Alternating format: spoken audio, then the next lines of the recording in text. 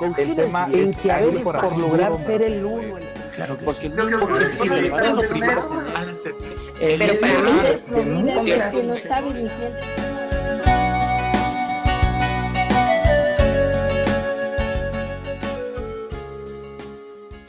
Nacida en Ecuador, criada en Estados Unidos y siendo Argentina su actual país de residencia, Mamela Fiallo Flor es profesora universitaria especializada en lengua inglesa e intérprete de conferencias por parte de la Universidad Argentina de la Empresa. Cuenta con un diplomado en Economía para no economistas por la Fundación para la Responsabilidad Intelectual, así como un diplomado en Economía de Mercado aplicada a la doctrina social de la Iglesia. Es cofundadora del Instituto Mises Mambí de Cuba, portavoz para Sudamérica del Partido Libertario Cubano José Martí. Asesora académica del Instituto Fernando de la Mora, con sede en Paraguay. Asesora también de la Fundación Latinoamérica Libre, con sede en Quito, Ecuador. Actualmente es columnista para el Pan Am Post, al mismo tiempo es columnista para la Gaceta de la Iberósfera. Y sobre todo, y ante todo, se define como una firme amante de la libertad. Bueno, Recibamos voy a con un pasar cálido rapidito por aplauso las a la diapositivas que les conferencista había internacional preparado. Mamela Fiallo En realidad, Flor. la segunda parte de nuestra conferencia es algo súper importante. Para nosotros es un honor transmitir, la verdad, con simpatía, con datos, con todo lo que ustedes valoran de lo que hacemos, pero la idea es que nosotros seamos uno entre tantos y que cada uno de ustedes se vuelva una luz en medio de la oscuridad. Entonces, en esta segunda, bueno, y justo apagaron la luz, así que brillen. La idea es en esta segunda parte saber cómo dar la batalla cultural. Y ojo, no es que les voy a enseñar, sino que al contrario me encantó que una persona justo me dijo un par de cositas y la crítica más que bienvenida, porque esto es algo que estamos haciendo juntos. Entonces les voy a dar un par de apuntes de cómo hacerlo mejor y sobre todo agregar un poco desde mi óptica, porque claro que cada uno de nosotros da la batalla de forma diferente y ustedes están aquí porque, bueno, si recién me conocen, mucho gusto, y para los que ya me conocían, aprecian lo que hago porque intento hacerlo con dulzura. Pero voy a hacer brevemente lo que les había preparado hoy y que hice sin respaldo y cambié un poquito el enfoque. El feminismo en verdad lucha contra la violencia hacia la mujer. Cada 8 de marzo vemos que no. Dice el feminismo que logró nuestro derecho a trabajar, pero si ese trabajo es ser ama de casa, oprimida. Si ese trabajo es ser policía, violentada. Y quiero que sepan que esto no es algo que pasa únicamente en México. El 12 de octubre del año pasado, por defender la estatua de la mujer más poderosa de la historia moderna, que fue Isabel la Católica, que justamente nace la historia moderna el 12 de octubre de 1492, auspiciado por ella, las feministas de mi ciudad me ortigaron, que la ortiga es una planta que tiene espinas y te deja laceraciones en la piel, y me llenaron de sangre sintética. Y a las mujeres policía les arañaron los rostros como gatas salvajes. Entonces, esto no es un fenómeno meramente mexicano y es importante señalarlo justamente porque esto es parte de la deshumanización de la persona. Dicen defender a la mujer, pero según dónde está, no. Según en qué trabaja, no. Según cuán desarrollado es su sistema nervioso, no. Y si está en el vientre de su madre, exigimos que muera. Entonces, aquí vemos la violencia y ojo aquí, y es importante porque en Mexicali todavía no está tan fuerte, aunque ya hay gasolineras, ya las vi, las vi, bienvenida a la ciudad. ¿Y eso qué es? Bueno, y es justamente importante eso porque dicen luchar contra la discriminación, pero imagínense ustedes, si un lugar, una gasolinera diría nosotros no aceptamos mujeres, habría una marcha. Pero los hombres justamente como son y por eso los queremos tanto, porque son de otra manera, ellos no se complican por cosas que no merecen preocuparse. Y en eso son grandes maestros. Yo tuve el privilegio en mis años universitarios de vivir con mis 3 primos varones y yo llegaba de la universidad, es que me pasó esto, y decían, ¿y yo, sí, no. y fueron mis grandes maestros estoicos, sin saberlo. Si no la conocen, recomiendo muchísimo la filosofía estoica. La filosofía estoica se llama así por las columnas de la antigua Grecia, precisamente porque ahí reposaban los filósofos. Y es justamente esa firmeza, la de la columna, la que profesan. ¿Qué es? Tú no eliges lo que te pasa, solo eliges cómo actuar ante ello. Y aunque ellos no lo hacían desde la profundidad de su sabiduría, sino justamente… Y por eso es tan enriquecedor la complementariedad entre el varón y la mujer. ¿Por qué? Porque la mujer es el canal hacia las emociones. Nuestro cableado emocional es diferente. El hombre, justamente como cazador, su cableado cerebral dice problema, solución, presa, almuerzo. La mujer tiene un cableado cerebral diferente y por eso es tan importante reconocer nuestras diferencias. Su cableado cerebral es problema, comunicación. Entonces, nosotros nos pasa algo, lo decimos. Y pasa en una pareja, dice, cariño, ¿por qué no me contaste? Porque ya lo resolví. Porque nosotras estamos acostumbradas a comunicar nuestros problemas. Y pero es que en la pareja es importante la comunicación. Sí. Y hay un gran referente, si no le conocen, Ben Shapiro. Él dice que la clave en una relación es justamente esa. Porque muchas veces las mujeres llegamos y ay, me pasó esto como me pasaba con mis primos. Y el hombre está así.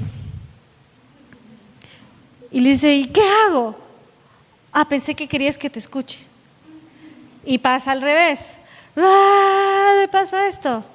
¿Y por qué no hiciste eso? No me juzgues, solo quiero que me escuches. Entonces, él dice, la clave de una relación sana es que antes de la conversación el hombre le pregunte, ¿quieres que te escuche o quieres que te ayude a resolver el problema? Entonces, ok. Porque justamente eso es importante, porque muchas veces nosotras que tendemos a ser más emocionales, que no está mal, muy por el contrario, ojo, si fuésemos meramente funcionales, seríamos robots. Y si fuésemos meramente emocionales, seríamos irracionales. Y ambos somos capaces de sentir emociones. Y el feminismo dice, nosotras estamos aquí para que puedas expresarte, porque el patriarcado dice que los hombres no pueden llorar. Pero cuidado con que quieras proteger indefensos y sentir empatía hacia ellos. Ahí te callas porque no tienes útero. Entonces, yo que he acompañado retiros posaborto, el que más me dolió fue un hombre ya canoso. Su familia no sabe que abortaron a uno de sus hermanitos, de sus medios hermanos, cuando él era adolescente, dejó embarazada a su noviecita. Y al final del retiro dijeron, díganle a su hijo lo que hubiesen querido decirle. Y él se para y dice, perdóname por no haberte protegido. A mí me quebró hasta ahora, cuando lo digo, es muy fuerte porque yo le pregunté y le dije, ¿y por qué no le protegiste? Y me dice, porque éramos chicos y sus padres le forzaron a abortar y yo pensé que si yo intervenía iba a ser peor. Pero imagínense ustedes, y por eso cuando decimos femenina sí, feminista no, decimos caballero sí, aliade no. Decimos masculinidad de la buena, ¿no? De hecho, les voy a dejar una tarea. Vean del cine de oro mexicano 2 tipos de cuidado. Pedro Bueno, Jorge Malo, o Pedro Malo, Jorge Bueno, no me acuerdo. Pero Pedro Infante y Jorge Negrete, entre paréntesis, mi primer amor platónico. Y es súper importante porque esa película nos habla de cómo era la realidad antes. A nosotros nos dicen que el mero macho mexicano era maltratador y que en el tiempo de nuestros abuelos era normal que golpeen a nuestras abuelas. ¿Qué nos muestra el cine de oro mexicano? Al principio de la película le dan un golpazo a Pedro Infante. Y nosotros estamos acostumbrados, el Chavo del Ocho. Si doña Florinda le devolvía un golpe a don Ramón, se acababa la serie. Nosotros estamos acostumbrados culturalmente a que cuando una mujer golpea a un hombre es gracioso. Pero cuando una mujer cuando un hombre golpea a una mujer es un escándalo. En los primeros minutos de la película, 2 tipos de cuidado, a Pedro Infante le dan un golpe que le deja en el piso. pero es una mujer, ¿no? Y justamente en esa película el meollo del asunto es que la exnovia de Jorge fue violada, fue abusada en una noche de copas. ¿Y qué hace Pedro, su mejor amigo? Se casa con ella para que ese hijo tenga padre y para que ella no sea deshonrada y tenga un marido y no esté sola. Esa es la sociedad retrógrada de ese tiempo que el feminismo dice que debemos superar. ¿Qué es la solución hoy? Mátalo, ¿no? Entonces vean cómo ha cambiado, y no para bien, ese tipo de cosas. Bien. Entonces, ¿por qué les comento eso? Justamente porque, bueno, ya que estamos, el cine de oro mexicano, ya que estamos aquí. Si observan las películas del cine de oro mexicano, cuando dicen hacer el amor, yo estaba viendo una película, mis abuelos de ambos lados eran muy fans, y dice, ¿por qué se enojó? Si solo estaba haciendo el amor con su hija en el balcón. Digo, abuelita, ¿cómo no se va a indignar? Y me dice, no, mijita, hacer el amor en nuestros tiempos era la serenata, el cortejo, los poemas. Era todo lo que se hacía en el balcón. Los chicos no entraban a tu casa, mucho menos a tu habitación. Hacer el amor era toda la faceta en la cual él te enamoraba. Ahora, hacer el amor es meramente el acto sexual. Y vean ustedes, esta película sale en 1953. ¿Qué pasó en 1960, 1970? La revolución sexual, la segunda ola del feminismo.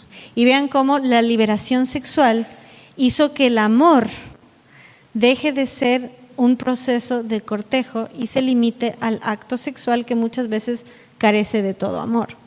Entonces vemos cómo esta libertad que nos ha dado el feminismo en nombre de la igualdad ya no nos hizo ese ideal al cual el hombre aspiraba, se esforzaba, sino que ahora en una aplicación dice esta sí, esta no, esta sí, esta no, y se acabó. Entonces vean ustedes cómo la cultura del descarte no solo descarta al niño por nacer, también a la mujer. Entonces justamente aborda la sexualidad de forma descartable. Entonces, ¿cómo más va a abordar a la criatura que surge de una relación de este tipo? Bien, perdón, empecé con chistes y empecé triste y terminé triste. Bien, entonces vemos cada 8 de marzo este tipo de violencia. Esta mujer en Ciudad de México fue golpeada en la mano con un martillo por las que dicen luchar contra la violencia hacia la mujer. Dicen, eran infiltradas.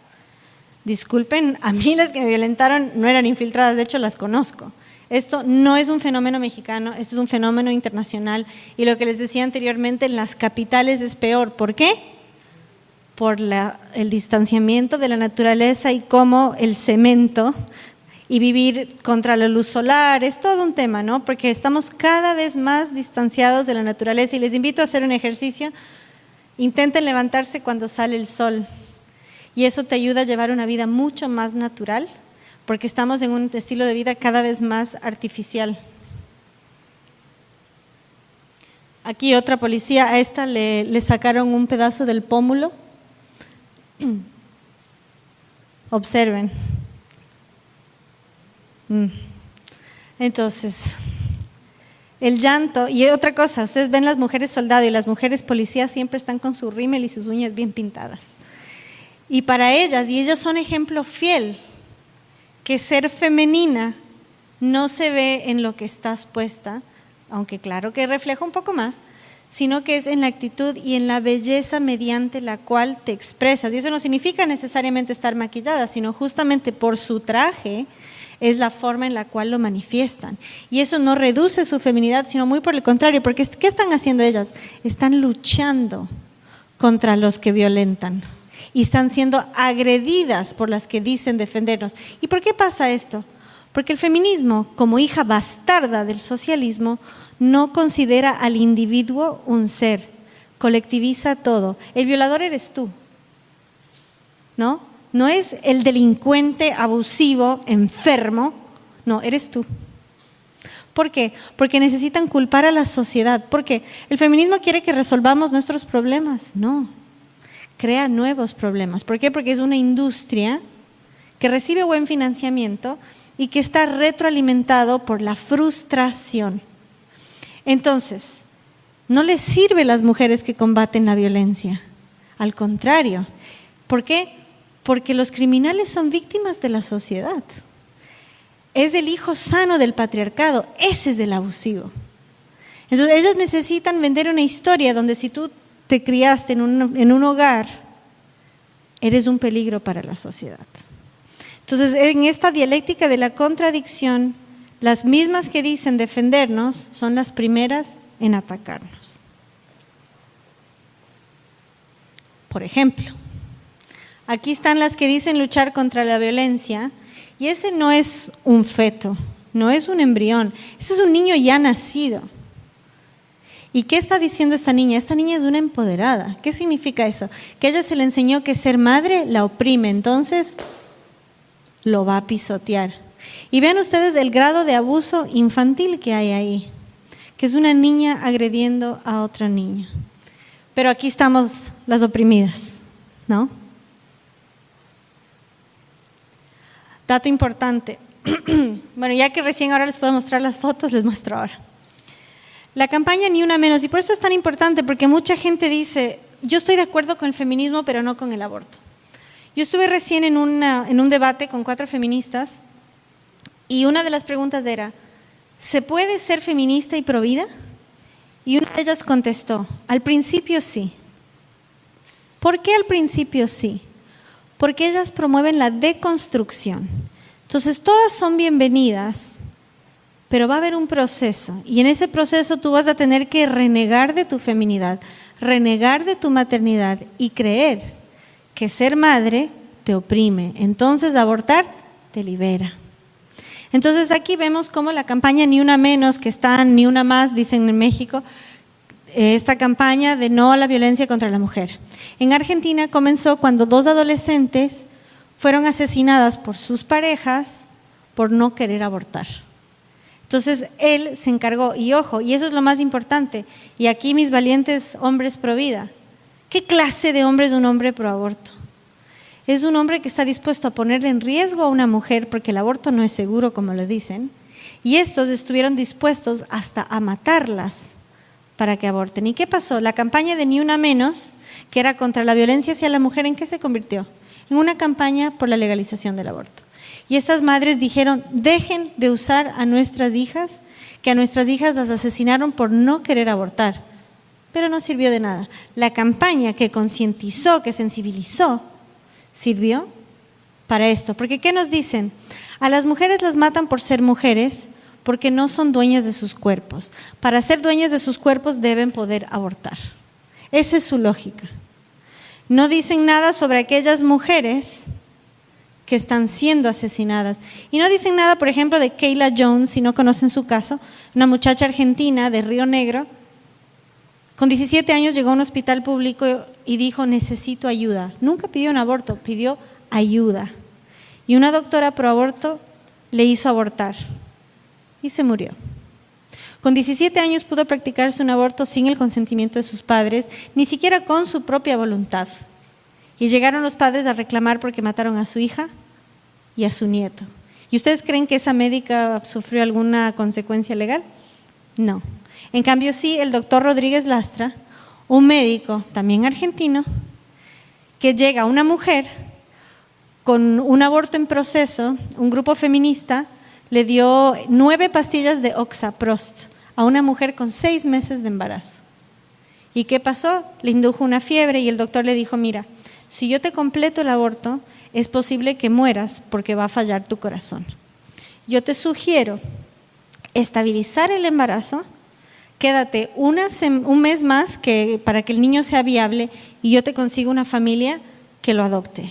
Y la chica dijo, sí. 2 años después, el niño ya nacido, una diputada feminista le hizo juicio al médico. ¿Por qué? Porque cuando es legal, él está atentando a sus funciones como funcionario público. Entonces, no hicieron nada de una médica que mató a una mujer, pero sí le hacen un proceso judicial a un hombre que salvó la vida de una mujer que las feministas casi matan.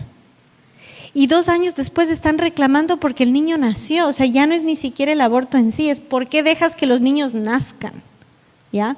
Entonces es importante ver realmente. Y ojo, la chica, la que sobrevive el aborto, supuestamente fue violada. ¿Por qué no están aunando esfuerzos de esas diputadas feministas por atrapar al violador? Nunca, pero sí perseguir al médico que salvó la vida de la mujer, del niño, y le dio la esperanza de un nuevo hijo a esa familia que adoptó. Bien. Bueno, y aquí Amy Coney Barrett fue la persona, no la mujer, la persona más joven en ser juez de la Suprema Corte de los Estados Unidos. Ellas que dicen luchar por nuestro derecho a trabajar, deberían aplaudirlo, ¿no? Es provida, tiene 7 hijos, 2 de los cuales son adoptados y el menor, un niño Down. ¿Y qué le acusaron? De instrumentalizar a sus hijos negros. Y, ojo, en los países donde el aborto es legal, 9 de cada 10 niños con síndrome de Down no nace, porque nuevamente se crea una sociedad donde solo nace el útil. En Canadá hicieron una campaña donde los niños Down se vestían como osos panda y les decían, estamos en peligro de extinción. Como los osos panda sí les dan ternura, tal vez así podemos sensibilizar cómo nos están aniquilando. Muchas veces dicen que en Islandia ya no nacen niños Down. No es verdad. Sí es verdad que por 7 años consecutivos no nacieron los niños Down. De hecho, en Dinamarca, sin pudor alguno, había una campaña estatal explicando los gastos que es tener un niño Down, entonces incentivar que no nazcan. Entonces vean ustedes cómo los que alegan hablar de empatía nos dicen, si te sobra un cromosoma, mejor que te maten.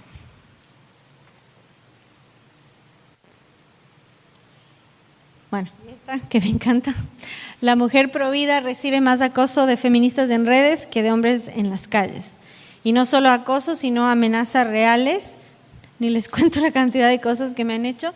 Y algo muy recurrente que pasa es que piden que las mujeres providas seamos violadas para poner a prueba si en verdad somos provida. Y cuando yo fui agredida sexualmente por un aliado feminista, las feministas ahí presentes no hicieron nada. ¿Por qué? Porque la empoderada necesita de su manada. No son capaces de actuar sin que el mando les diga qué hacer. Y cuando yo subí a redes sociales, porque yo no me quedo callada y fui hasta su casa, lo rastreé y lo enfrenté, subí su foto a redes y en las mismas páginas, mi primer acoso, yo te creo hermana, subieron mi foto y dijeron, ¿será que es verdad? Las mismas que dicen que hay que creer a las mujeres dudaron de mi testimonio. ¿Y saben qué hicieron? Me bajaron el perfil. Protegieron a mi agresor y a mí me silenciaron. Entonces ven cómo no defienden a la mujer. Habrá las que sí, y ojo, eso ya en la segunda parte les voy a decir un poco más. Hay que distinguir a la persona de la ideología, la feminista del feminismo, ¿no? Yo sé que cometo el error, mea culpa, pero es importante señalarlo. Muchas de ellas, tal como dijimos, llegan desde la empatía, desde la preocupación, desde la solidaridad, pero terminan siendo funcionales a una ideología que abiertamente maltrata a mujeres y que mata a criaturas inocentes, censura a varones y encubre violadores. Y aquí nuestros héroes cotidianos que defienden nuestros templos y no se dejan callar. De hecho, hay unos muy simpáticos en Ciudad de México que cuando resguardan las iglesias les dicen a las feministas, ¡cásate conmigo! Y se ponen…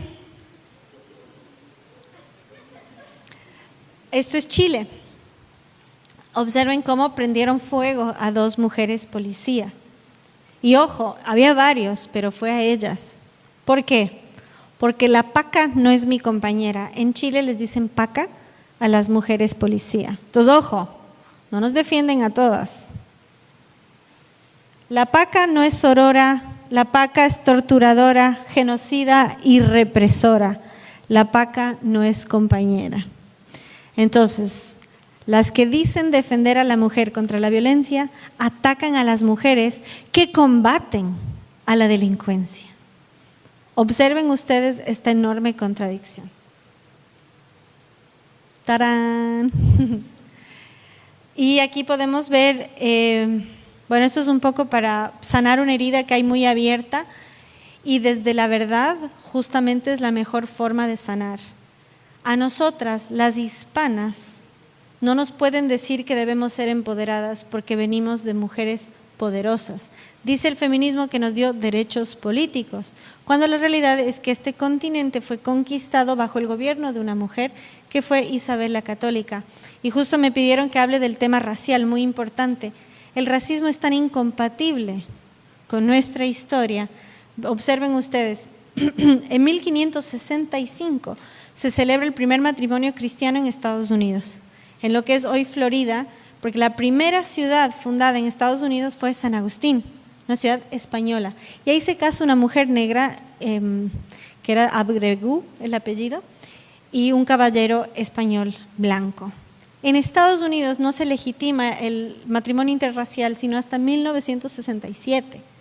402 años después. Cuando se derriba, en 1521 se termina de construir el Tzompantli, que es un muro de cráneos elevado por los aztecas. Había 350 cráneos, entre los cuales había indígenas otomíes, que hacen estas preciosas diademas, las leles de Querétaro, y la lele es la muñeca, y tlaxcaltecas. Todas las mujeres decapitadas estaban embarazadas y eran españolas, entre ellas una una mulata. Entonces eso muestra que en 1521 ya había mujeres españolas aquí, rompiendo el gran mito que no había mujeres y vinieron y violaron a todas las indígenas. La realidad es que ya había, de hecho, desde el tercer viaje de Colón en 1497, el 10% de la tripulación eran mujeres. ¿Por qué les estoy contando esto? Estamos ante un momento histórico donde nos quieren hacer odiar a nuestros padres y matar a nuestros hijos, odiar de dónde venimos para que no queramos dejar descendencia. Y solo nosotros, los hispanos, tenemos una patria que también es madre. Solo nosotros los hispanos tenemos la palabra patria en femenino. Dicen que nuestro lenguaje no es inclusivo, pero ¿cómo es que solo nosotros hablamos de la patria cuando viene de padre? Nuestra lengua engloba en masculino y resalta en femenino. Entonces justamente hay que comprender nuestras raíces, nuestra historia, nuestra lengua, porque es tan rica y tan cargada de amor. Desde México hasta Argentina, el Caribe y la madre patria nos entendemos. Hasta ahora solo lo que les dije en quichua y les expliqué, me entendieron todo. Tan rica es nuestra lengua y cultura que nos entendemos atravesando todo un continente. En China no se entienden de una provincia a otra. Un cantonés no se entiende con el que habla mandarín y así sucesivamente. Porque el español es la lengua materna más hablada del mundo. ¿Por qué? Porque lo transmite la madre. El inglés es la lengua más hablada en los negocios y el chino, como les digo, el mandarín es la lengua oficial, pero no se habla en todas las provincias. Entonces yo sé que es un tema polémico, pero es importante conocer nuestra historia justamente para combatir todos estos fenómenos. Y aquí pueden ver que la reina Isabel la Católica prohíbe que sean esclavizados los indígenas y reconoce sus títulos de propiedad. Y voy a decir algo polémico. Es mi misión en esta vida que la Malinche, Doña Marina, como fue bautizada, sea reconocida por su valor. Sepan ustedes que la Malinche, Doña Marina, fue vendida por su propia madre como esclava y fue comprada ¿por quién? Por los mayas. Y esos mismos mayas entregaron una ofrenda de 20 doncellas, es decir, 20 vírgenes, entre ellas Doña Marina, a los españoles. Y nos quieren hacer creer que nuestra cultura es machista y racista, cuando en la América prehispánica la mujer era canjeada y vendida hasta por su propia madre. Y por eso la Malinche, doña Marina, era traductora, porque como fue esclavizada, aprendió distintas lenguas. Y por eso le fue tan fácil el español y produjo uno de los primeros hijos mestizos de esta tierra, que fue Martín Cortés. Recién en Twitter me peleaban y decían los estándares de belleza coloniales. Y yo, ¿cuál es el estándar de belleza colonial cuando el mismo conquistador tuvo un hijo mestizo? Y no aplica solo a Hernán Cortés. Sebastián de Benalcázar, que fue el conquistador de España, de Colombia, Ecuador y, bueno, Pizarro fue en Perú, de Colombia y Ecuador, también se casó con una mujer indígena, enviudó, se casó con otra mujer indígena.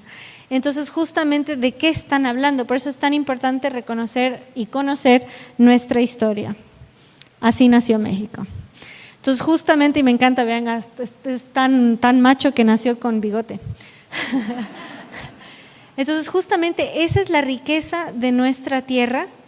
Y ojo, no estoy antagonizando lo indígena con lo español, muy por el contrario. La conquista fue posible gracias a la cooperación. Nosotros somos descendientes de los vencedores, no de los vencidos. Nosotros somos descendientes de los indígenas que dijeron basta a dioses que exigen sacrificios humanos y sí a un Dios que sacrificó a su único hijo por nosotros. Y eso hay que tenerlo bien en claro. La lucha contra la hispanidad es la lucha contra la verdad que nos hace libres. Y por eso es que tiene tantos enemigos. Imagínense ustedes lo tóxico que es el progresismo, que en español reniegan de su origen español. Señor Sánchez, ¿de dónde cree que viene usted? Eso mismo le decía el autor Arturo Pérez Revert, si no le conocen, le recomiendo muchísimo. Dicen ustedes. Y dice, disculpen, mis abuelos nunca salieron de Europa. Esos españoles de los cuales usted habla son sus ancestros. Entonces vean ustedes lo tóxico que es el progresismo, que en nombre del progreso nos hace renegar de nuestras raíces. Y sé que es un poco polémico decirlo días después de la independencia, pero les invito a leer un artículo que escribí al respecto. Y vemos, aquí está la estatua de la reina Isabel la Católica y la reemplaza con esta comunista Dolores Cacuango, una líder indígena del Ecuador, que era devota a María Magdalena. Eso no lo saben. ¿Por qué era devota a María Magdalena? Porque es la única que nunca abandonó a Jesús hasta el final. Y eso justamente en las comunidades indígenas fue primordial en la evangelización, porque veían sus valores traducidos en referentes. Entonces justamente para ellos era tan importante. Y ahora vean cómo manchan a la reina Isabel la Católica, la que castigó y puso en un calabozo a Cristóbal Colón justamente por sus abusos. Y por eso es importante, ni leyenda rosa ni leyenda negra. ¿Por qué? Hubo abusos, claro, como hay abusos ahora, pero era en contra de la ley, no mediante la ley, y se castigaba. Y fue justamente Isabel la Católica la que más se aseguró que así sea. Y vean lo que pasa ahora. A la mujer que más defendió a los indígenas, así le tratan. Y aquí el rayo hispanizador. Entonces pasamos justamente de dejar de hecho, quiero tomarme una foto comiendo un pozole, diciendo aquí casual comiendo pozole sin carne humana. Ahí estoy el día que me fustigaron. No se ve, a ver el zoom. Bueno, soy muy blanca, entonces no se ve muy bien, pero ahí estoy bastante llena de sangre sintética. Y aquí honrando a la gran reina. Y esto lo vi en la Ciudad de México, pagado con sus impuestos, en la estación del metro de Insurgentes, financiado desde el municipio. Dice que a las mujeres las matan por ser mujeres y si son artistas, más aún. ¿Dónde han visto ustedes que hayan asesinado a una mujer por ser artista? Yo personalmente no conozco un solo caso, al contrario, tenemos a la bigotuda en el billete de 500. Y ven aquí, espacio anti-TERF, hetero excluyente. Bueno, les voy a contar brevemente. El feminismo TERF es el que excluye a las personas trans. Y hay quienes incluso de nuestro lado dicen, ese es el verdadero feminismo, porque solo es de mujeres. A mi criterio es el peor de todos. ¿Por qué? Porque es el más carente de empatía, porque dicen que las personas trans nacieron con el privilegio de ser hombre y nunca van a saber lo que es nacer mujer. Imagínense ser tan carentes de empatía que creen que es peor nacer mujer que nacer hombre y estar dispuesto a mutilarte tus propios genitales y hormonizarte porque rechazas tu cuerpo. Imagínate ser tan poco empático hacia la mujer que crees que lo peor que te puede pasar es ser mujer. Y por eso él nació con el privilegio de ser varón. Para mí, las TERF son las peores y a la vez el mejor ejemplo de lo inhumano y lo poco empático que es el feminismo y por qué es necesario exaltar la feminidad. Porque de lo contrario creen que es algo triste, lamentable y carente de poder. Ahí está. Era entonces un delito nacer mujer y si la mujer tenía facultades artísticas era mucho peor. ¿Qué? ¿Dónde? Es un mundo imaginario en el que viven, donde ser artista es un delito. Disculpen ustedes si hay algún abogado presente que me diga en dónde está en el Código Penal el delito de ser artista. Y esto, como ven, no es un graffiti. La señora Sheinbaum se encargó de esto. Dice el feminismo que nos dio el derecho al voto. Estudien bien, en México no fue así. No votes, mata a un candidato. Ojo, pero luchan contra la violencia, ¿no? ¿Cuántos candidatos mataron en las elecciones legislativas? 34. 34 candidatos y 88 políticos, si no me equivoco. Y dicen combatir la violencia. Este meme me lo corrigieron porque originalmente dice, pues yo opino que el feminismo no me representa. Pues gracias al feminismo opinas. Pero si opinas mal del feminismo, te callas. Levante la mano quien haya sido amenazada por alguna feminista. Están haciendo bien su trabajo, si no levantaron, van flojitos. Bien. A ver. Bueno, lo que les contaba. Al año, China mata 800,000 niñas. ¿Y ustedes creen que el feminismo lucha por esas niñas? No, quieren que pasen nuestras sociedades también. Y aquí lo que les contaba de los Sikh y del chinito pobrecito.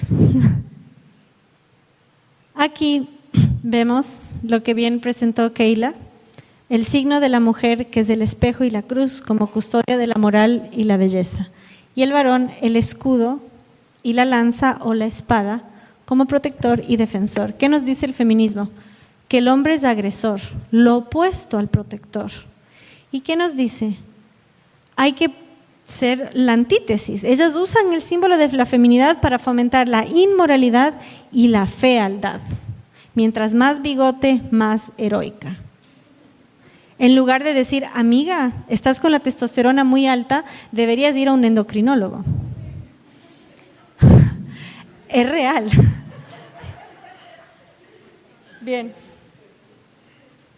¿Cuánto tiempo me falta? A ver, ¿cuánto tiempo? ¿Alguien me sigue? Hace hambre. Ya. Entonces, ¿cómo dar la batalla cultural? A ver, ¿qué hice? Algo hice mal. Que me auxilie el patriarcado. A ver, permítanme. Ahí. A ver. ¡Tarán! Paso número 1, distinguir el bien del mal. El mal a combatir es la ideología, no la persona. Nuevamente, las personas, las mujeres más destacadas en la causa pro vida son mujeres que abortaron. Los médicos más reconocidos en la causa pro vida son médicos que abortaron a miles de niños. Y hoy son justamente lo que nos cuentan de qué consiste. Ustedes saben lo que es el aborto por parto parcial. En Estados Unidos se logra prohibir recién en el 2013. El aborto por parto parcial es inducir el parto, dejar que salga todo el niño, pies primero, y dejar adentro solo el cráneo. Y ahí le meten una cánula, le quiebran el cráneo, y le pueden sacar, porque como ya está tan desarrollado no le pueden sacar con su cabeza entera, y al estar una parte del cuerpo dentro de su madre todavía cuenta como aborto. ¿Por qué les cuento esta barbarie? En Estados Unidos se intentó ilegalizar el aborto cuando el niño siente dolor, que era a partir de la semana 6, cuando ya es viable para nacer, y pueden creer que no se logró. Fue una doctora muy interesante, que ella plantea que el niño siente desde que es embrión, desde la semana 8. ¿Por qué? Porque percibe estímulos negativos. Desde las 8 semanas de gestación, si un niño siente que entra una herramienta, es capaz de impulsarse y alejarse. ¿Qué pasa? Cuando te dan progesterona, se puede salvar a ese aborto inducido. Hay 68% de probabilidades y funciona. Y justamente a raíz de esta censura por parte de Google empezaron muchas mujeres a compartir sus testimonios. Por presión social, por miedo, abortaron. Buscaron en internet cómo revertir y pudieron salvar a sus hijos. Y aparecen gemelos, niños ya de 5 años. Y ahí uno ve que no se aborta algo, sino a alguien. Entonces eso es importante, nosotros nos formamos con datos, biología, embriología, psicología, jurisprudencia, pero cómo se llega a la otra persona es aquí. Entonces justamente estas historias humanas revelan que no se aborta algo, sino a alguien. Y es súper importante señalar este fenómeno. De hecho, yo almorcé el otro día con un muchacho que su madre le intentó abortar 3 veces. Y él es el más pro vida de todos. Justamente por eso, y hay que reflejar esa humanidad, esa empatía. Entonces, por eso hay que combatir a la ideología, no a la persona. Imagínense si los que alegan empatía fuesen verdaderamente empáticos, serían historias de conversión y de esperanza, que hasta el más radical puede ser pro vida. Y otra cosa, recordar que queremos expandirnos, no aislarnos. Y muchas veces pasa entre los pro vida, sobre todo en redes sociales, asesinos, bla, bla, bla. Bueno, es muy feo lo que dicen. Entonces dices, ¿vas a llegar a la otra persona o vas a quedar pésimo? ¿No? Entonces es muy importante saber, ¿queremos que nuestro mensaje llegue o queremos ser parte de una secta? ¿No? Que no llega a nadie. Entonces muy por el contrario, hemos demostrado ser tan generosos que tenemos en nuestro movimiento a personas que fueron parte de esta industria tan macabra, porque combatimos el mal, no a quien sufre el mal. Es importante la autocrítica, súper importante, tanto del movimiento en sí como de nosotros mismos. ¿Qué estoy haciendo mal? ¿Por qué no llego al otro? ¿No? Y la capacidad de ver el bien en el otro. Si yo dejo de ningunear a esa abortera y entiendo cuál es su herida. A mí me ha pasado que estoy en una marcha pro vida y se me acercan, o cuando estamos frente a frente con las verdes, y me dice, Mamela, yo en la anterior marcha estaba del otro lado. Y gracias a tus discursos ahora estoy aquí. Y no solo soy pro vida, sino que soy hispanista, porque me di cuenta que vengo de un legado de mujeres poderosas y no empoderadas. Entonces justamente esa es la cosa, porque llegan estas ideas creyendo que hacen bien a las mujeres y van a las marchas y ven a las mujeres policías llorando quemadas en el suelo. Entonces justamente hay que combatir el mal, hay que exponer el mal, pero ver la capacidad de la persona de llegar al bien. Y son su mejor publicidad en contra. Entonces justamente hay que ver en qué convierte el feminismo a la mujer. Obviamente todavía hay algunas referentes que son muy bonitas de ellas, pero no es la realidad de la mayoría. Yo todavía espero que un día el feminismo sea diagnosticado como una enfermedad de transmisión social y que veamos estos especímenes como evidencia que así fue. Observen, ¿no? El tema de la vellosidad, el tema del ataque a la belleza como acto revolucionario, porque no ven a la mujer como musa e inspiración, porque todo el arte, lo que les decía del cine de oro mexicano, la mujer era ese ideal por el cual se hacían estatuas, por el cual se hacían canciones, poemas, etc. Con el igualitarismo deja de ser un ideal. Y muy por el contrario, hay que destruir la belleza. ¿Por qué? Porque yo no quiero ser musa, yo quiero ser artista. ¿Y cuál es su arte? Un graffiti, ¿no? La transversalidad del mal. Debo decirlo, y lo dije en el Senado de la República.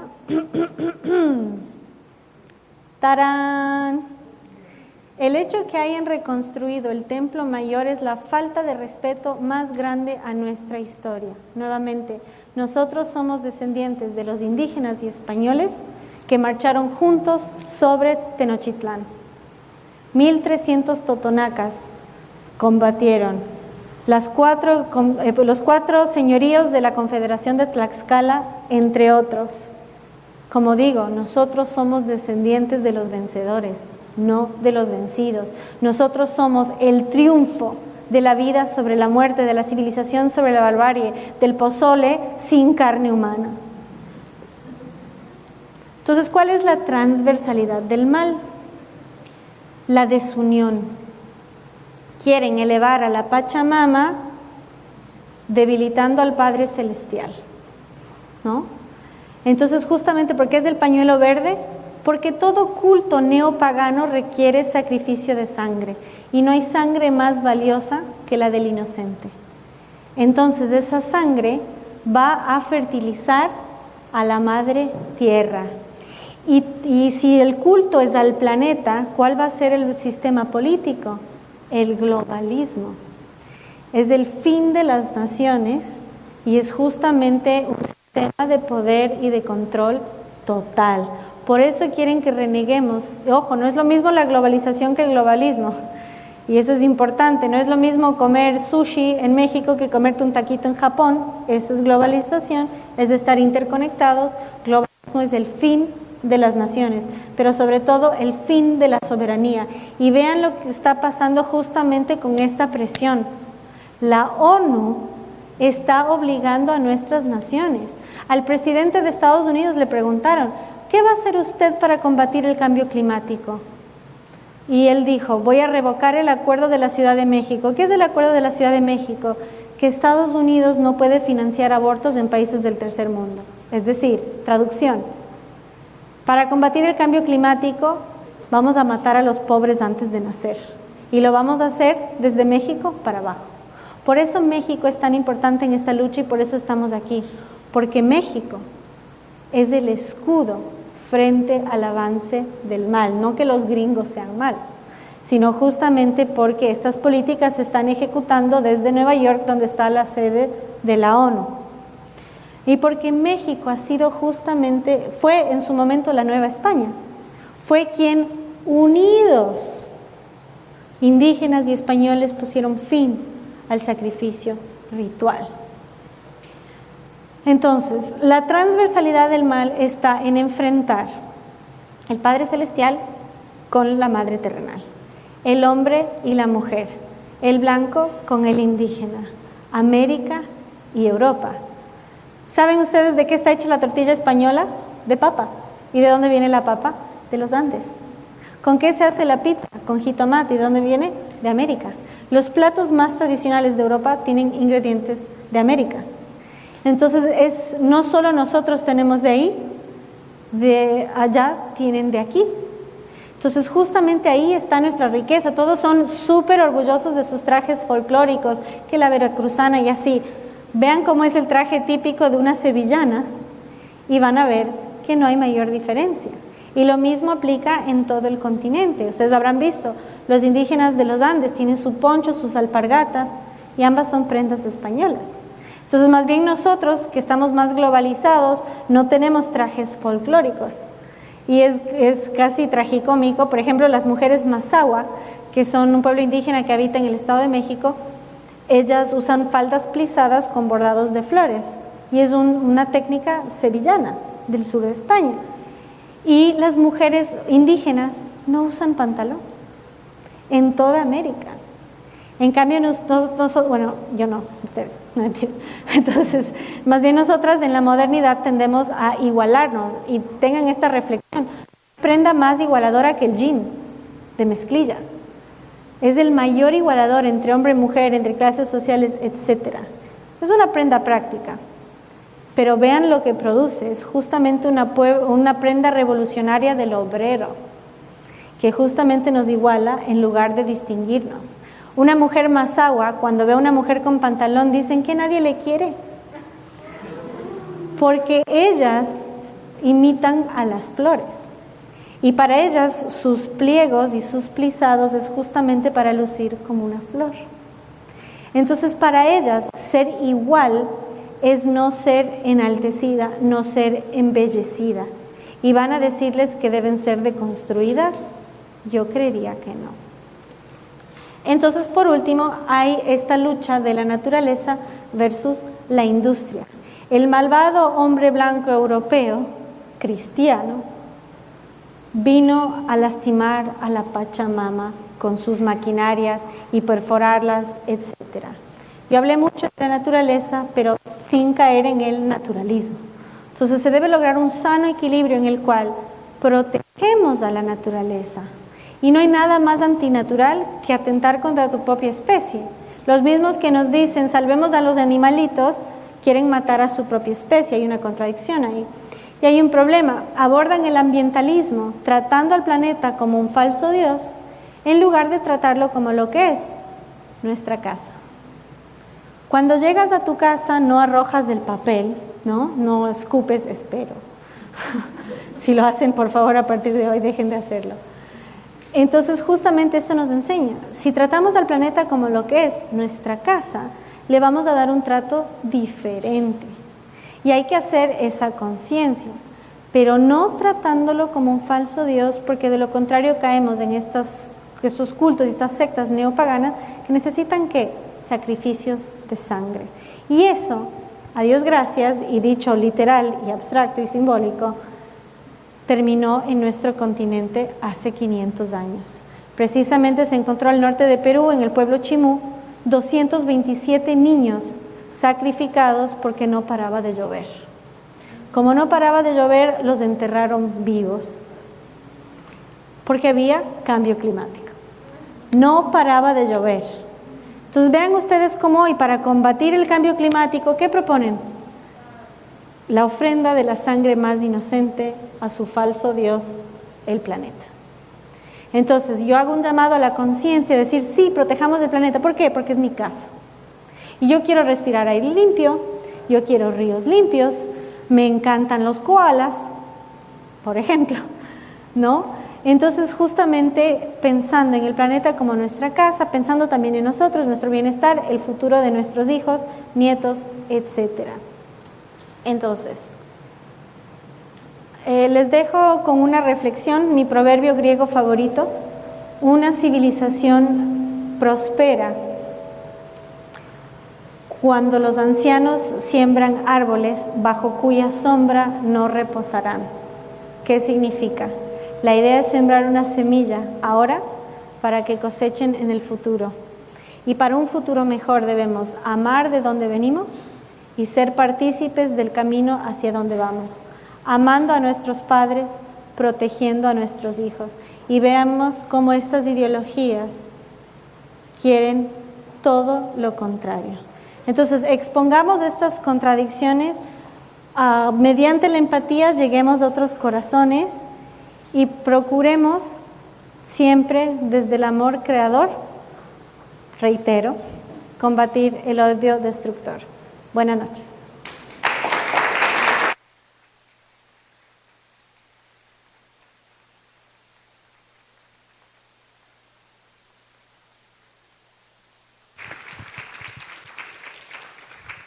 Bueno, muchísimas gracias por esta conferencia. Vamos a pasar a una pequeña sección de preguntas y respuestas, si te parece bien.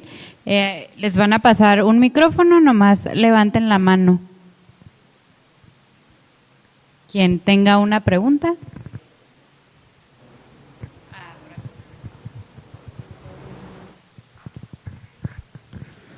Muy buenas tardes.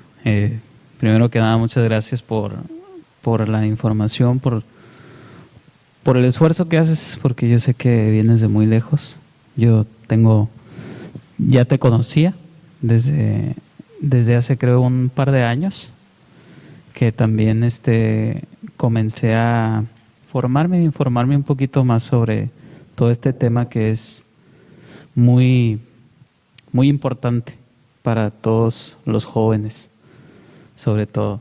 Y una de mis... Tengo varias preguntas, no sé si, bueno, es solo una o... Ok.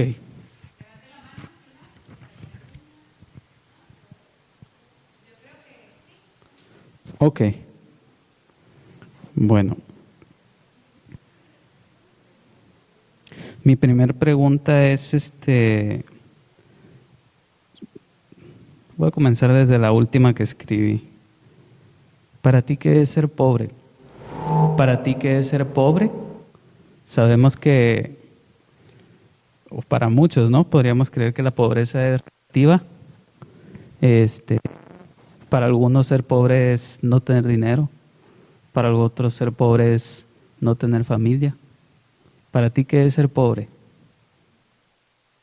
Bueno, tal y como lo apliqué hoy, me refiero a las personas de escasos recursos. Por ejemplo, yo fui migrante y vivía con 10 personas en una casa de 3 habitaciones y un baño. Para mí eso es ser pobre. Pero como era Estados Unidos teníamos alberca.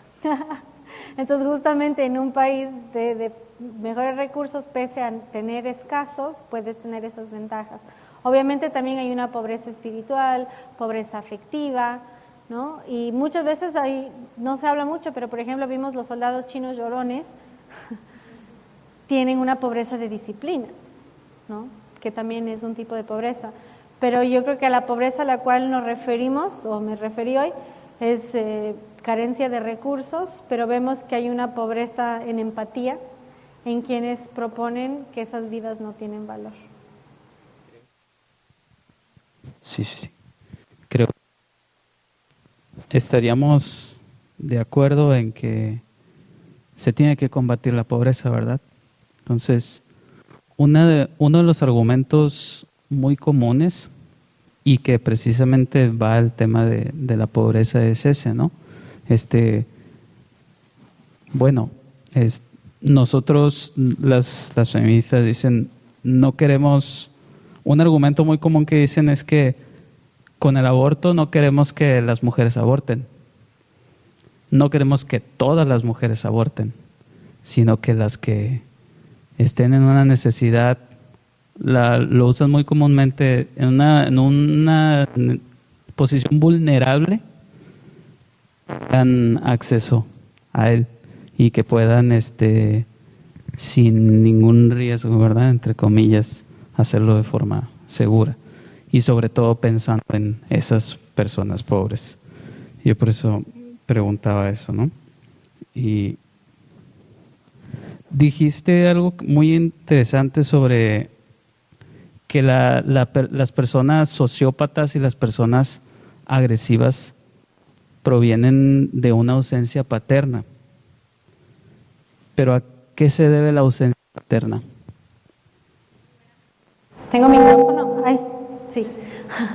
Excelente pregunta y muchas gracias por hacerla. Por un lado, tenemos leyes que desincentivan a la paternidad presente. Y eso justamente es algo que tristemente no se ha combatido. Yo no creo en la igualdad de la persona, sí creo en la igualdad ante la ley y que la custodia debe ser compartida. Para el hombre hoy en día casarse y tener hijos es un riesgo económico y un riesgo legal. Entonces, por un lado, y por otro lado, no hay incentivos a la masculinidad, solo se habla de empoderamiento y no se habla de presencia paterna. Y en ese sentido la mujer tiene, y esto me van a sacar de contexto y usar en mi contra, pero pues ya saben, pero la mujer es la que debe guiar el discurso en ese sentido, es la que debe sembrar la importancia del padre y en caso de haber una separación, no negarle ni instrumentalizar a ese hijo. Entonces hay que realmente fortalecer a la masculinidad, hacerla valer, sin caer en este error que cuestiona mucho de la descartabilidad masculina. Observen, otra tarea para el hogar, vayan anotando. Hay un monumento que levantaron, no las sobrevivientes, las mujeres de Estados Unidos a los héroes que sacrificaron su vida cuando se hundió el Titanic. En la clase alta, porque era por clases, en primer... ¿Hola? O sea, está establecido cuántos murieron. Hubo hasta 9 hombres muertos por cada mujer. ¿Cómo dieron su vida? Imagínense hoy, ¿no? ¿Cuántos feministas serían capaces de lanzarse con tal de que un hombre no la salve? ¿No? Entonces, porque se desempoderan.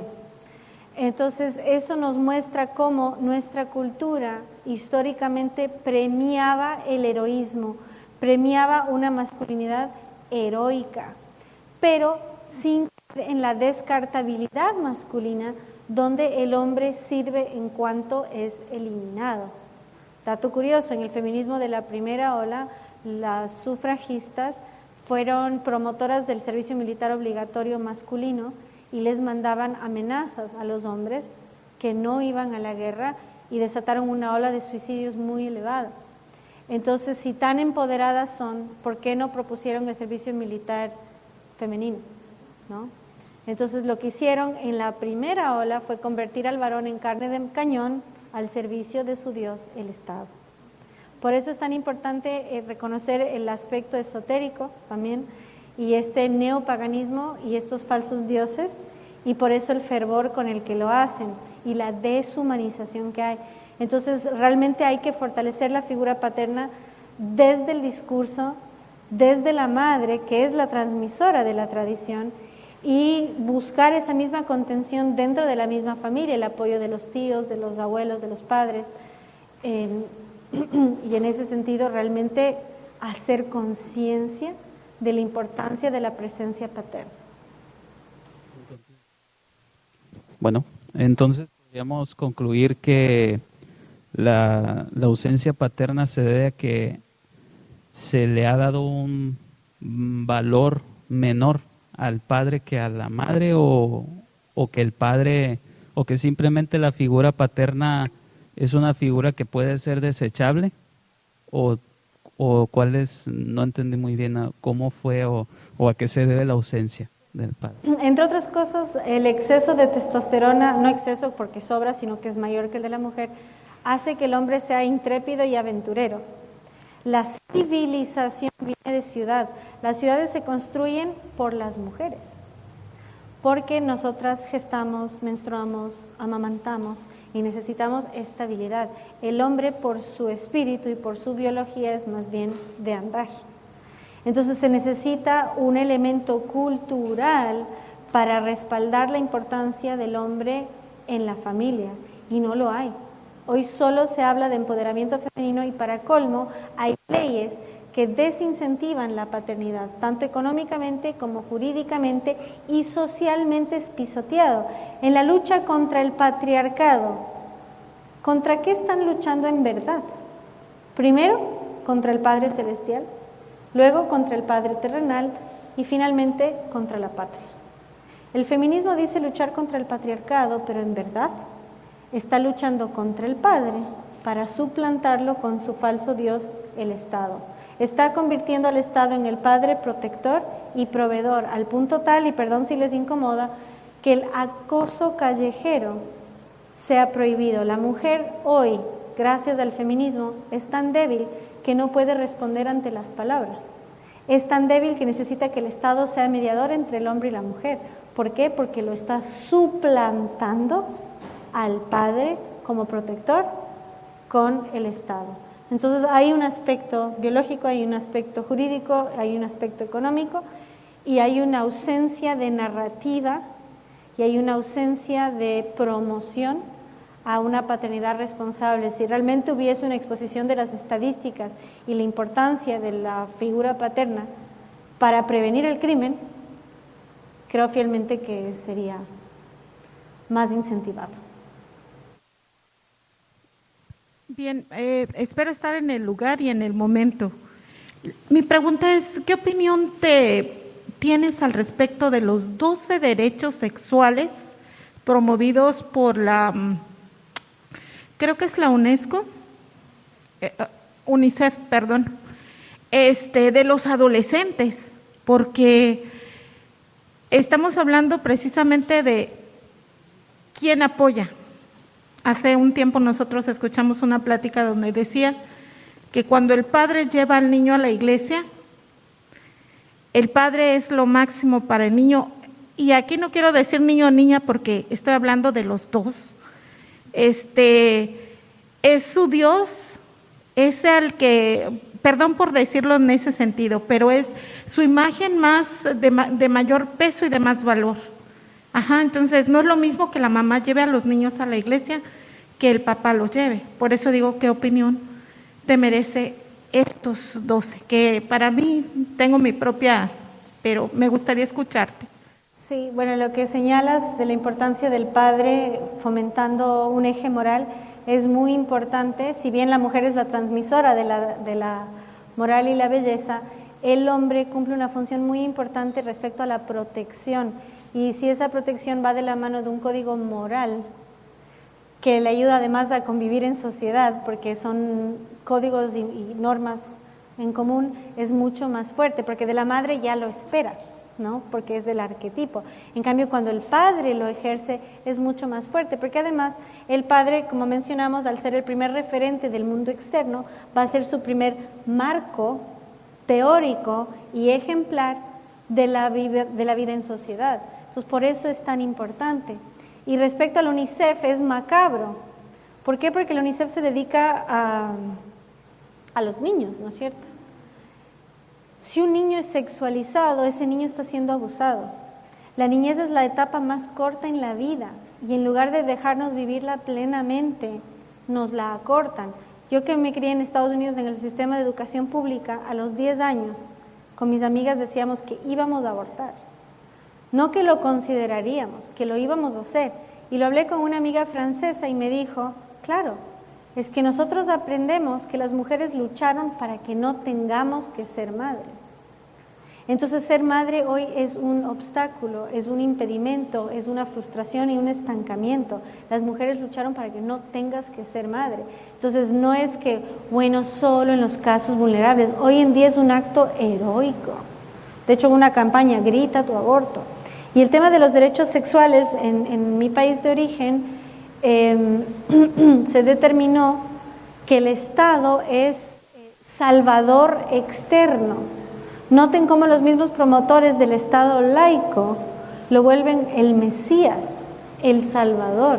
Si los padres están en contra de la educación sexual integral, que no educa sino que adoctrina, el Estado tiene la potestad de ser salvador externo para garantizar los derechos sexuales desde los 12 años, justamente dentro del marco de UNICEF. Entonces nos están negando y dicen, queremos combatir el embarazo adolescente, ¿cómo? Con aborto, mientras lo acompañamos con derechos sexuales desde los 12 años. Y además, otra cosa, como la maternidad es tan mal vista, el embarazo es lo peor que te puede pasar, pero nada nos dicen de las enfermedades venéreas. Ya la gonorrea es resistente a los antibióticos, entonces ya hay la super gonorrea. Anda con capa y todo. Tan, tan, tan. Entonces es fascinante porque justamente no nos hablan de todos estos temas. Y por ejemplo, el virus del papiloma humano en México es bastante común.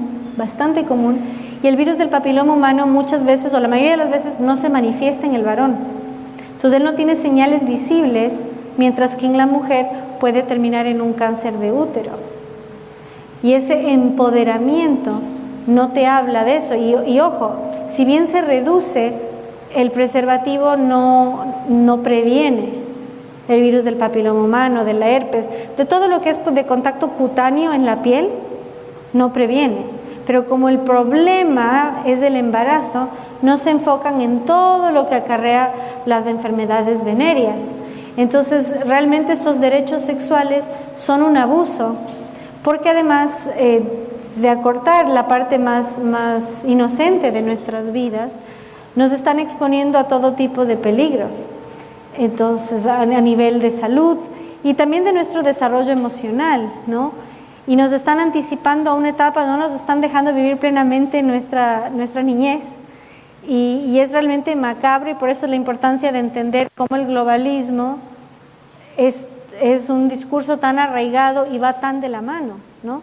es un control total sobre la vida. Y por eso el aborto es tan importante desde el Estado. ¿Por qué? Porque dicen Estado laico, pero lo que están dando al Estado es el poder de decidir quién vive y quién muere. Le están dando el poder divino de arrebatar la vida. Entonces, esto hay que entenderlo en su carácter teológico. Y es justamente ver a quién es funcional, a qué es funcional. Entonces, te quitan la patria potestad y hay un nuevo tribalismo. Y por eso es tan importante, porque si ya no hay familia, ¿con qué nos reemplazamos? Con tribu. ¿Con cuál? La aldea global. ¿Ven cuál es el discurso? La aldea global. Quieren que volvamos de donde salimos. Y en nombre del progreso nos quieren retroceder 500 años atrás. Por eso hay que entender esta transversalidad.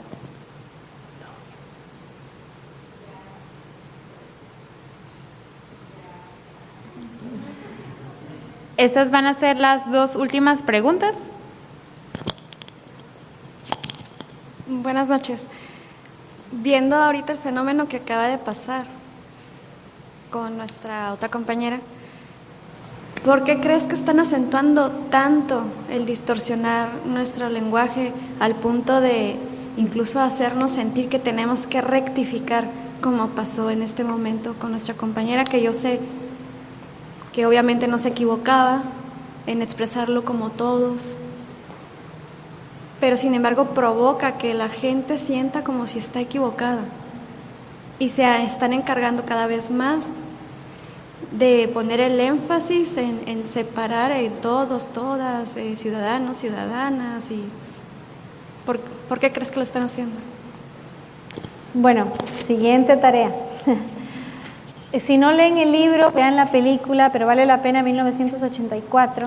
Ahí nos habla de la neolengua y el trabajo del protagonista es cambiar la historia todos los días.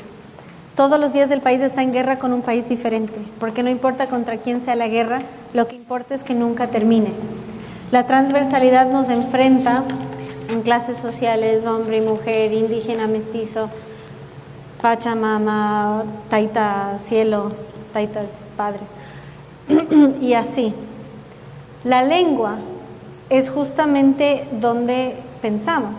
Si pueden dominar lo que decimos, pueden dominar lo que pensamos. Y el caso de la compañera, ¿no?, es muy dramático. ¿Por qué? Porque muestra una vez más cómo el feminismo denigra tanto a la mujer que para ella es una tragedia que le digan mujer, porque ella ya no es mujer. Ella trascendió ser mujer y ya no es ni hombre ni mujer. Entonces vean ustedes las crisis de identidad que tienen estas personas. De hecho, dato curioso, ya en muchos movimientos a las lesbianas les tratan en una categoría distinta que las mujeres, dicen mujeres y lesbianas. Entonces les cambian la categorización y les reniegan de ser mujer cuando es una mujer que se siente sexualmente atraída hacia otra mujer. Entonces, ¿ves cómo están categorizando a las mujeres al punto que ya no somos mujeres, sino personas gestantes? Entonces, es tan importante por eso entender el utilitarismo, porque califican a la persona según su utilidad. ¿Tú qué haces? Gestas, persona gestante. Entonces, le quitan la dignidad al ser humano y alegando hablar de inclusión. Este caso de las lesbianas es muy interesante. Pasa mucho en Argentina, de hecho hay pancartas y todo, y dices, pero si soy mujer, me estás quitando mi potestad de mujer. Y con esto de la compañera es lo mismo. Y es realmente eso. Nuevamente, apelemos a la persona en su rancho. Explícale lo que es una compañera, una compañera. Entonces, esto es realmente algo muy de élite. Para comenzar, tienes que saber leer, ¿no es cierto? Y esa no es la realidad de muchos. Y luego tienes que entender todo eso. Entonces, es totalmente incompatible con nuestra cultura. Como les digo, nuestra cultura es tan rica que lo masculino se engloba, lo femenino se destaca. Imagínense si aprendiesen eso en la escuela. ¿Cuál sería su visión? Qué rica es nuestra lengua, qué elevado es ser mujer, ¿no? Pero no, hoy ser mujer es tan poca cosa que prefiero que me digan compañera, porque si soy mujer no soy nada, ¿no? Entonces realmente hay que entender la crisis que viven estos jóvenes en una sociedad que promueve la igualdad. De hecho, ahora hay un término que es semibisexual. ¿Qué es esto? Como el igualitarismo es la norma, Si yo soy heterosexual, estoy discriminando. Entonces, yo soy bisexual porque no quiero excluir, pero nunca he estado con una persona de mi mismo sexo. Entonces, soy semi-bisexual. Y conozco a varios que ni saben el título, pero no quieren mostrarse como cerrados, ¿no? Y de hecho conozco a varios que han sido, incluso ellos no lo ven como abuso sexual, sino que es que esa chica era bien lanzada y dices, ¿pero tú querías? No, me violó.